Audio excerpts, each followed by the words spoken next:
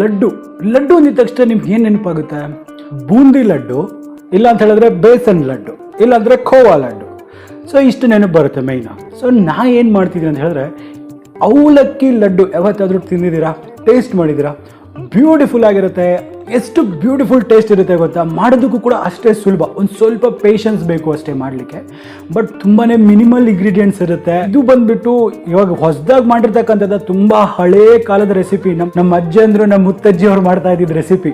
ಆ ಒಂದು ಹಳೇ ಕಾಲದ ಒಂದು ರೆಸಿಪಿನ ನಿಮ್ಮ ಮುಂದೆ ತೊಗೊಂಡು ಬರ್ತಾ ಇದ್ದೀನಿ. ಅದುವೇ ಅವಲಕ್ಕಿ ಲಡ್ಡು.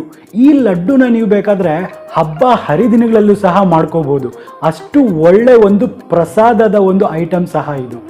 ಸೊ ಹಾಗಾದರೆ ಈ ವಾರದ ಸ್ಪೆಷಲ್ ಅವಲಕ್ಕಿ ಲಡ್ಡು ಯಾವ ರೀತಿ ಮಾಡಬೇಕು ಅನ್ನೋದನ್ನ ನೋಡೋಣ, ನಡೀರಿ. ಸೊ ಅದಕ್ಕಿಂತ ಮುಂಚೆ ನಾನು ನಿಮ್ಮ ದೀಪಕ್ ಕ್ಷತ್ರಿಯ. ಈ ವಾರದ ದೀಪಕ್ಸ್ ಕಿಚನಲ್ಲಿ ನಿಮ್ಮೆಲ್ಲರಿಗೂ ಸ್ವಾಗತ. ನಡೀರಿ, ಈ ಅವಲಕ್ಕಿ ಲಡ್ಡು ಯಾವ ರೀತಿ ಮಾಡಬೇಕು ಅನ್ನೋದು ನೋಡೋಣ. ನನಗಂತೂ ತುಂಬ ಆಸೆ ಆಗ್ತಾ ಇದೆ.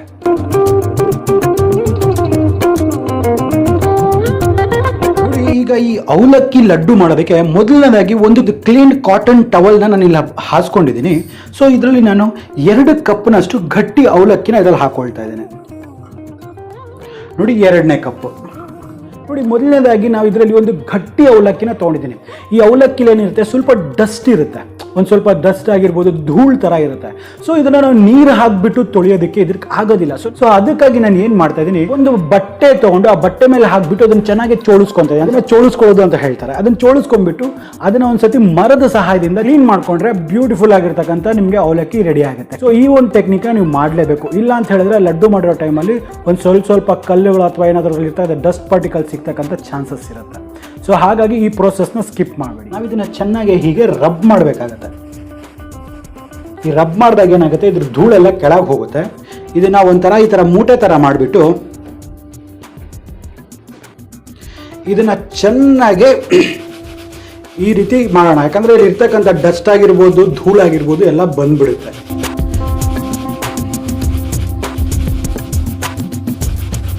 ಸೊ ಈಗ ಇದನ್ನು ಒಂದು ಮರದಲ್ಲಿ ಚೆನ್ನಾಗಿ ಕೊಡ್ಕೊಂಡ್ಬಿಟ್ಟು ಇದನ್ನು ಪಕ್ಕಕ್ಕೆ ಇಟ್ಕೊಳ್ಳೋಣ.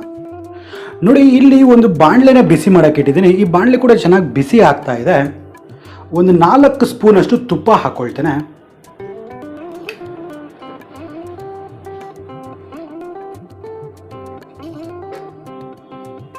ಈಗ ಈ ತುಪ್ಪ ಚೆನ್ನಾಗಿ ಬಿಸಿ ಆಗಬೇಕು. ಈಗ ಈ ತುಪ್ಪ ಚೆನ್ನಾಗಿ ಬಿಸಿ ಆಗಿದೆ. 1.5 ಟೀ ಸ್ಪೂನಷ್ಟು ಚಾಪ್ ಮಾಡಿರ್ತಕ್ಕಂಥ ಕ್ಯಾಶ್ಯೂ ನಟ್ಸ್ ಅಂತ ಹೇಳಿದ್ರೆ ಗೋಡಂಬಿನ ಹಾಕೊಳ್ತೇನೆ. ಹಾಗೆ 2 ಟೇಬಲ್ ಸ್ಪೂನಷ್ಟು ಬಾದಾಮಿನ ಹಾಕೊಳ್ತೇನೆ. ಈ ಟೈಮಲ್ಲಿ ಬೇಕಾದ್ರೆ ನೀವು ಸ್ವಲ್ಪ ದ್ರಾಕ್ಷಿ ಹಣ್ಣು ಕೂಡ ಹಾಕೋಬಹುದು, ಬಟ್ ನಾನು ಅದನ್ನು ಸ್ಕಿಪ್ ಮಾಡ್ತಾ ಇದ್ದೀನಿ. ಸೊ ಇವಾಗ ಇದು ಒಳ್ಳೆ ಒಂದು ಕೆಂಪು ಬಣ್ಣ ಬರೋವರೆಗೂ ನಾವು ಇದನ್ನು ಹುರಿಬೇಕಾಗತ್ತೆ. ನೋಡಿ ಈಗೆಲ್ಲ ಚೆನ್ನಾಗಿ ಒಂದು ಕಲರ್ ಬರ್ತಾ ಇದೆ. ಇವಾಗ ನಾ ಇದನ್ನೆಲ್ಲ ಒಂದು ಪ್ಲೇಟಲ್ಲಿ ಹೊರಗೆ ತಗೊಳ್ತೇನೆ.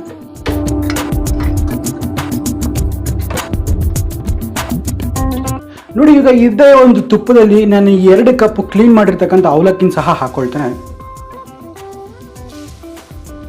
ಇದರಲ್ಲಿ ನಾನು 2 ಕಪ್ನಷ್ಟು ಗಟ್ಟಿ ಅವಲಕ್ಕಿನ ತೊಗೊಂಡಿದ್ದೀನಿ. ಈ ಗಟ್ಟಿ ಅವಲಕ್ಕಿನ ನಾನು ತುಪ್ಪದಲ್ಲಿ ಹಾಕಿಬಿಟ್ಟು ಚೆನ್ನಾಗಿ ಹುರಿತಾ ಇದ್ದೀನಿ. ಎಲ್ಲಿವಲ್ಲಿ ತುಂಬ ಸ್ವಲ್ಪ ಸಮಯ ತೊಗೊಳ್ಳೋದು ಅಂತ ಹೇಳಿದ್ರೆ ಇದನ್ನು ಕೆಂಪಿಗೆ ಹುರಿತಕ್ಕಂಥದ್ದು. ಮೀಡಿಯಂ ಫ್ಲೇಮಲ್ಲಿ ಇದನ್ನು ಒಂದು 5 ರಿಂದ 6 ನಿಮಿಷದ ಕಾಲ ಇದನ್ನು ಚೆನ್ನಾಗಿ ಹುರಿಬೇಕಾಗತ್ತೆ. ಮೀಡಿಯಂ ಫ್ಲೇಮಲ್ಲಿ ಟೈಮ್ ತೊಗೊಂಡು ನೀವು ಇದನ್ನು ಒಂದು ಗೋಲ್ಡನ್ ಬ್ರೌನ್ ಆಗೋವರೆಗೂ ಇದನ್ನು ನೀವು ಹುರಿಲೇಬೇಕು.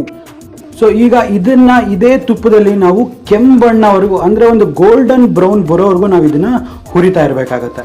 ನೋಡಿ ಅಷ್ಟು ತುಪ್ಪ ಸಹ ಎಷ್ಟು ಜಲ್ದಿ ಹೀರ್ಕೊಂಡ್ಬಿಡುತ್ತೆ.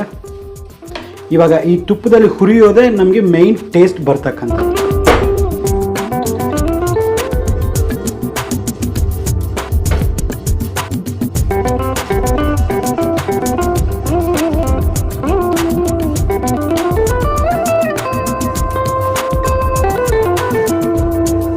ಇದು ನೋಡಿ ಚೆನ್ನಾಗಿ ಒಂದು ಒಳ್ಳೆ ಗೋಲ್ಡನ್ ಬ್ರೌನ್ ಕಲರ್ ಬಂದಾಗಿದೆ. ಸೊ ಈಗ ಏನು ಮಾಡೋಣ, ಫ್ಲೇಮನ್ನ ಕಮ್ಮಿ ಮಾಡಿಬಿಟ್ಟು ಸೊ ಇದನ್ನು ಒಂದು ಪ್ಲೇಟಲ್ಲಿ ಹಾಕಿಬಿಟ್ಟು ತಣ್ಣಗಾಗೋದಕ್ಕೆ ಬಿಡೋಣ. ಇದು ಕಂಪ್ಲೀಟಾಗಿ ತಣ್ಣಗಾಗಬೇಕು, ಅಲ್ಲಿವರೆಗೂ ಇದನ್ನು ತಣ್ಣಗಾಗೋದಕ್ಕೆ ಬಿಡೋಣ. ನೋಡಿ ಇವಾಗ ಅದೇ ಒಂದು ಕಡಾಯಲ್ಲಿ ನಾನು ಏನು ಮಾಡ್ತಿದ್ದೀನಿ, 1 ಕಪ್ನಷ್ಟು ಬೆಲ್ಲ, ಇದನ್ನು ಪುಡಿ ಮಾಡಿರ್ತಕ್ಕಂಥ ಬೆಲ್ಲನ ಹಾಕೊಳ್ತಾ ಇದ್ದೀನಿ.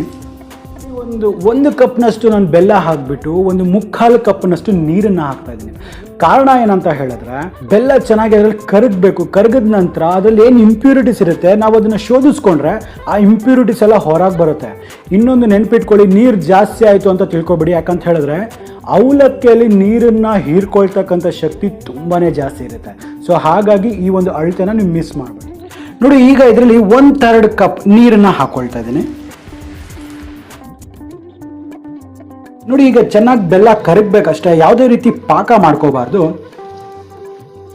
ಸೊ ಈಗ ಈ ಬೆಲ್ಲ ಚೆನ್ನಾಗಿ ಕರಗೋವರೆಗೂ ನಾವು ಇದನ್ನು ಮಿಕ್ಸ್ ಮಾಡೋಣ.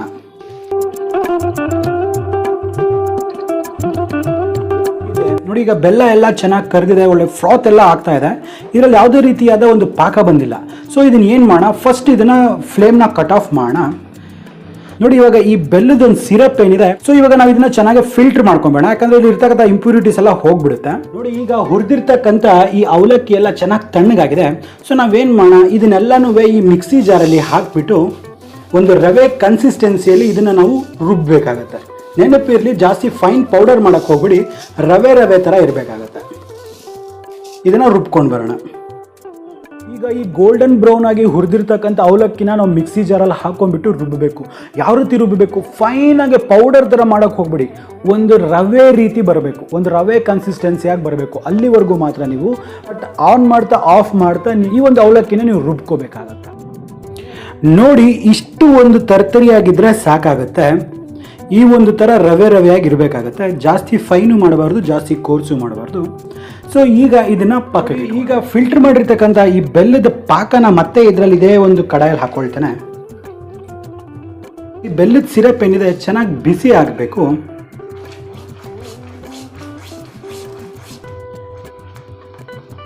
ನೋಡಿ, ಇವಾಗೆಲ್ಲ ಈ ರೀತಿ ಒಂದು ಫ್ರಾತ್ ಬರೋ ಟೈಮಲ್ಲಿ ಫ್ಲೇಮ್ನ ಲೋ ಮಾಡ್ಕೊಂಡ್ಬಿಡ್ತೀನಿ. ಈಗ ಇದರಲ್ಲಿ 1 ಕಪ್ನಷ್ಟು ಒಣ ಕೊಬ್ಬರಿನ ಹಾಕೊಳ್ತಾ ಇದ್ದೀನಿ, ತುರಿದಿರ್ತಕ್ಕಂಥದ್ದು. ನೋಡಿ, ಈಗ ಮೋಸ್ಟ್ ಇಂಪಾರ್ಟೆಂಟ್ ಪಾರ್ಟ್ ಈ ಒಂದು ರೆಸಿಪಿಯಲ್ಲಿ ಅಳತೆಗಳು, ಮೆಜರ್ಮೆಂಟ್ ಅನ್ನೋದು ತುಂಬಾ ಇಂಪಾರ್ಟೆಂಟ್. ಯಾವುದೇ ಒಂದು ಸ್ವೀಟ್ ಮಾಡಬೇಕಂದ್ರೂ ಅದನ್ನು ಡೆಸರ್ಟ್ ಮಾಡಬೇಕಂದ್ರು ಈ ಒಂದು ಫಾರ್ಮುಲಾನ ನೆನಪಿಟ್ಕೊಳ್ಳಿ. 2:1:1 ಅಂದರೆ 2 ಪಾಲು, 2 ಕಪ್ನಷ್ಟು ನಾವು ಅವಲಕ್ಕಿನ ತೊಗೊಳ್ತಾ ಇದ್ದೀವಿ, 1 ಕಪ್ನಷ್ಟು ಬೆಲ್ಲ ತೊಗೊಳ್ತಾ ಇದ್ದೀವಿ, ಮತ್ತು 1 ಕಪ್ಪಿನಷ್ಟು ಒಣ ಕೊಬ್ಬರಿ ತುರಿಯನ್ನು ತೊಗೊಳ್ತಾ ಇದ್ದೀವಿ. ಈ ಒಂದು ಫಾರ್ಮುಲಾದಲ್ಲೇ ನಾವು ಈ ಒಂದು ಅಡುಗೆಗಳನ್ನೆಲ್ಲ ಮಾಡಬೇಕಾಗತ್ತೆ. ಸೊ ಈಗ ಇದನ್ನು ಚೆನ್ನಾಗಿ ಒಂದಕ್ಕೊಂದು ಹೊಂದ್ಕೊಳ್ಳೋವರೆಗೂ ಇದನ್ನು ಚೆನ್ನಾಗಿ ಮಿಕ್ಸ್ ಮಾಡೋಣ.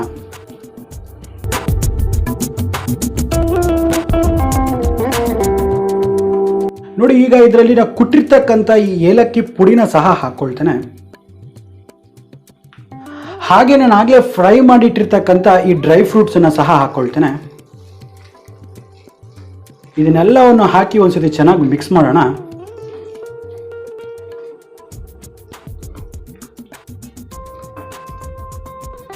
ಈಗ ನಾವು ಈ ಅವಲಕ್ಕಿಯನ್ನು ಹುರಿದು ಪುಡಿ ಮಾಡಿರ್ತಕ್ಕಂಥ ಈ ಅವಲಕ್ಕಿ ರವೆನ ಸಹ ಹಾಕ್ಕೊಳ್ತೇನೆ. ಸೊ ಈಗ ಇದು ಚೆನ್ನಾಗಿ ಒಂದಕ್ಕೊಂದು ಹೊಂದ್ಕೊಳ್ಳೋವರೆಗೂ ಇದನ್ನು ಚೆನ್ನಾಗಿ ನಾವು ಮಿಕ್ಸ್ ಮಾಡಬೇಕಾಗತ್ತೆ. ನೆನಪಿರಲಿ, ಫ್ಲೇಮ್ ಜಾಸ್ತಿ ಇರಬಾರ್ದು.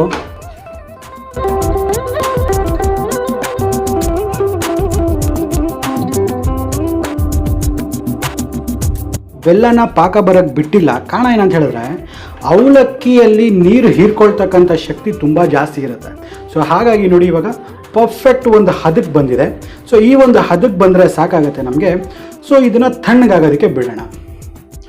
ಜಾಸ್ತಿ ತಣ್ಣಗೂ ಆಗಬಾರ್ದು, ಜಸ್ಟ್ 1 ನಿಮಿಷದವರೆಗೂ ಇದು ನಾವು ಕೈಯಲ್ಲಿ ಉಂಡೆ ಕಟ್ಟಕ್ಕೆ ಆಗಬೇಕು, ಅಲ್ಲಿವರೆಗೂ ತಣ್ಣಗಾದರೆ ಸಾಕಾಗುತ್ತೆ. ನೋಡಿ, ಇವಾಗ ಎಲ್ಲ ಒಂದು ಮಿಕ್ಸ್ಚರ್ ಎಲ್ಲ ಕರೆಕ್ಟಾಗಿ ರೆಡಿ ಆಗಿದೆ, ಒಂದೊಳ್ಳೆ ಕನ್ಸಿಸ್ಟೆನ್ಸಿ ಬಂದಿದೆ. ನೀವು ಇವಾಗ ಯಾವಾಗ ತಣ್ಣಗಾದ್ಮೇಲೆ ನೀವು ಕಟ್ಟೋದಕ್ಕೆ ನಿಮಗೆ ಒಂದು ಉಂಡೆ ರೀತಿ ಕಟ್ಟೋದಕ್ಕೆ ಬರಬೇಕು, ಅಲ್ಲಿವರೆಗೂ ನೀವು ಇದನ್ನು ಸ್ವಲ್ಪ ತಣ್ಣಗಾಗೋದಕ್ಕೆ ಬಿಡಬೇಕು. ಅಂದರೆ ಫುಲ್ ತಣ್ಣಗಾಗಬಾರ್ದು, ಯಾಕಂದರೆ ಪುಡಿ ಆಗಿಬಿಟ್ರೆ ತುಂಬ ಗಟ್ಟಿಯಾಗಿದೆ ಅಂತ ಅರ್ಥ. ಸೊ ನೀವು ಒಂದು ವೇಳೆ ನಿಮ್ಗೆ ಏನಾದರೂ ಆ ರೀತಿ ಉಂಡೆ ಕಟ್ಟಕ್ಕೆ ಬರ್ತಾ ಇಲ್ಲ, ಪುಡಿ ಆಗ್ತಿದೆ ಅಂತ ಹೇಳಿದ್ರೆ ಒಂದು ಕೆಲಸ ಮಾಡ್ಬೋದು. ಅದರಲ್ಲಿ ಒಂದು ಟ್ರಿಕ್ ಇದೆ. ಪಕ್ಕದಲ್ಲೇ ಸ್ವಲ್ಪ ಬಾಯ್ಲಿಂಗ್ ವಾಟರ್ ಅನ್ನೋದನ್ನ ಇಟ್ಕೊಳ್ಳಿ, ಸ್ವಲ್ಪ ಬಿಸಿ ನೀರನ್ನ ಪಕ್ಕದಲ್ಲೇ ಇಟ್ಕೊಳ್ಳಿ. ನಿಮ್ಗೆ ಆ ರೀತಿ ಏನಾದರೂ ಆಗ್ತಿದೆ ಅಂತ ಹೇಳಿದ್ರೆ ಈ ಪಕ್ಕದಲ್ಲೇ ಇರ್ತಕ್ಕಂಥ ಬಿಸಿ ನೀರೇನಿರುತ್ತೆ ಒಂದು ಸ್ವಲ್ಪ ಅದ್ರ ಮೇಲ್ಗಡೆ ಸ್ಪ್ರಿಂಕಲ್ ಮಾಡಿಕೊಂಡು ನಿಮಗೆ ಉಂಡೆ ಕಟ್ಟಕ್ಕೆ ಆಗಬೇಕು ಅಲ್ಲಿವರೆಗೂ ಅದನ್ನು ಸ್ಪ್ರಿಂಕಲ್ ಮಾಡಿಕೊಂಡು ಒಂದು ಉಂಡೆ ಕಟ್ಕೊಳ್ಳಿ. ಇದು one of the best technique ಹಂಗೆ ಆಗಲಿಕ್ಕೆ. ತಲೆ ಕೆಡಿಸ್ಕೊಬೇಡಿ, ಅದು ಮೆತ್ತಗಾಗುತ್ತೆ, ನೀರನ್ನು ಸಹ ಚೆನ್ನಾಗಿ ಹೀರ್ಕೊಳ್ಳುತ್ತೆ. ನೋಡಿ, ಇವಾಗ ಇದು ಉಂಡೆ ಕಟ್ಟಕ್ಕಾಗೋ ಅಷ್ಟು ತಣ್ಣಗಾಗಿದೆ. ಸೊ ಈಗ ಸ್ವಲ್ಪ ಒಂದು ಉಂಡೆಗೆ ಎಷ್ಟು ಬೇಕಾಗೋದು ಅಷ್ಟು ನಿಮ್ಮ ಅಳತೆ ಪ್ರಕಾರವಾಗಿ ಇದನ್ನು ತಗೊಂಡು ಇದನ್ನು ಕೈಯಲ್ಲಿ ಇದೇ ರೀತಿ ಉಂಡೆ ಮಾಡ್ಕೊಳ್ಳೋಣ.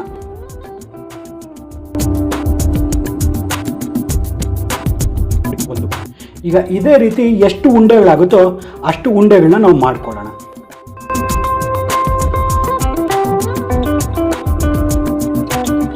ನೋಡಿ, ಈಗ ಈ ಒಂದು ಅವಲಕ್ಕಿ ಲಡ್ಡು ಪರ್ಫೆಕ್ಟ್ ಆಗಿದೆ ನೋಡಿ. ಈಗ ಇದನ್ನ ಒಂದನ್ನು ಓಪನ್ ಮಾಡಿ ತೋರಿಸ್ತೀನಿ ಎಷ್ಟು ಚೆನ್ನಾಗಿದೆ ಅಂದ್ಬಿಟ್ಟು.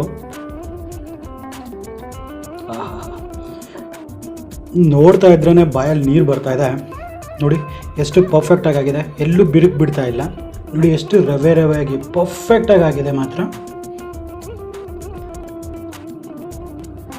ಇಷ್ಟು ಒಂದು ಚೆನ್ನಾಗಿದೆ. ನೋಡಿದ್ರಲ್ಲ ಎಷ್ಟು ಸುಲಭ ಅಂದ್ಬಿಟ್ಟು. ನಾನು ಹೇಳ್ತಿದ್ದೀನಿ ಅಂತಲ್ಲ, ಜಸ್ಟ್ ನೀವು ಇದನ್ನು ಮಾಡಿ ನೋಡಿ. ಯಾವಾಗಲೂ ಈ ಬೂಂದಿ ಲಡ್ಡು, ರವೆ ಉಂಡೆ ಅಥವಾ ರವೆ ಲಡ್ಡು ಈ ಥರದನ್ನೇ ಮಾಡಿರ್ತೀರ. ಇದು ಒಂಥರ ಡಿಫ್ರೆಂಟ್ ಇರುತ್ತೆ, ಆರೋಗ್ಯಕ್ಕೂ ಕೂಡ ತುಂಬ ಒಳ್ಳೆಯದಿದು. ಯಾಕಂದರೆ ಇದರಲ್ಲಿ ಹಾರ್ಮ್ ಮಾಡ್ತಕ್ಕಂಥ ಯಾವುದೇ ಇಂಗ್ರೀಡಿಯೆಂಟ್ಸ್ ಸಹ ಇಲ್ಲ ಇದರಲ್ಲಿ. ಅಷ್ಟು ಬ್ಯೂಟಿಫುಲ್ ಆಗಿರುತ್ತೆ ಇದನ್ನು ಮಾತ್ರ. ಸೊ ನೀವು ಇದನ್ನು ಹಬ್ಬ ಹರಿದಿನಗಳು ಈ ಒಂದು ಲಡ್ಡುನ ನೀವು ಪ್ರಸಾದದ ರೀತಿಯಲ್ಲೂ ಸಹ ನೀವು ಇದನ್ನು ಕೊಡ್ಬೋದು. ಅಷ್ಟು ಶ್ರೇಷ್ಠ ಕೂಡ ಇದು. ಸೊ ನಂಗೆ ಅನಿಸುತ್ತೆ ನಿಮಗೆ ವಿಡಿಯೋ ಇಷ್ಟ ಆಗಿದೆ ಅಂದ್ಬಿಟ್ಟು. ಇಷ್ಟ ಆಗಿಲ್ವಾ, ಅದು ಯಾಕೆ ಇಷ್ಟ ಆಗಿಲ್ಲ ಅನ್ನೋದನ್ನ ನನಗೆ ಕಮೆಂಟ್ ಸೆಕ್ಷನಲ್ಲಿ ಬರೋದು ತಿಳಿಸಿ. ಯಾಕಂತ ಹೇಳಿದ್ರೆ ನಾನು ಏನಾದ್ರು ತಪ್ಪು ಮಾಡಿದ್ರೆ ಅದನ್ನು ತಿದ್ಕೊಳ್ಳೋದಕ್ಕೆ ನನಗೊಂದು ಸಹಾಯ ಆಗುತ್ತೆ. ಇಷ್ಟ ಆಗಿದ್ರೆ ವಿಡಿಯೋನ ಲೈಕ್ ಮಾಡಿ, ಸಬ್ಸ್ಕ್ರೈಬ್ ಮಾಡಿ. ನಾನು ನೋಡ್ತಿದ್ದೀನಿ ತುಂಬ ಜನ ವಿಡಿಯೋನ ಲೈಕ್ ಮಾಡ್ತೀರಾ ಬಟ್ ಸಬ್ಸ್ಕ್ರೈಬ್ ಮಾಡ್ಕೊಳ್ತಾ ಇಲ್ಲ.